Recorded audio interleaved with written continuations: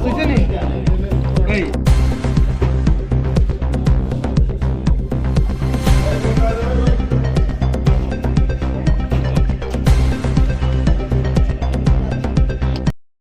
আমরা গোপন খবরের ভিত্তিতে ভগবাননগর একটা TR02 কে 1743 নাম্বারের যে বোলেরো মালবাহী গাড়ি, ওই গাড়িটাকে আমরা গোপন খবরের ভিত্তিতে আটক করি। তখন এটা চেক করার পর দেখা যায় গাড়ির উপরে দিয়ে আমাদের যে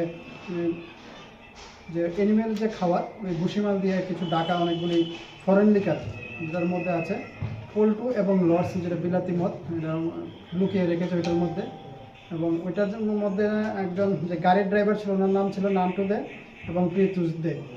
তো আমরা যখন ওইগুলি দেখলাম তখন ওইগুলির বৈধ কাগজপত্র আমরা চেক করি। চেক করার পর দেখা যায় এরকম কোনো কাগজপত্র দেখাতে পারেনি।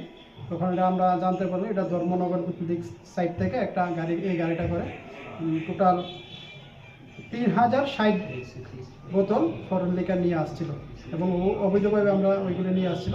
সেই মতো আমরা ওইগুলিকে সিজ করি এবং ড্রাইভার যে চালক এবং সহ চালক ওদেরকে আমরা অ্যারেস্ট করি। তাদের বাড়ি কোথায়? তাদের বাড়ি ডলুগা সাইডে। মানে এমনি কোথা থেকে আসছিল? ধর্মনগর সাইড থেকে আসছিল। কত টাকা বাজার মূল্য হবে? ওইগুলোর বাজার মূল্য আনুমানিক প্রায় 6 লক্ষ টাকা।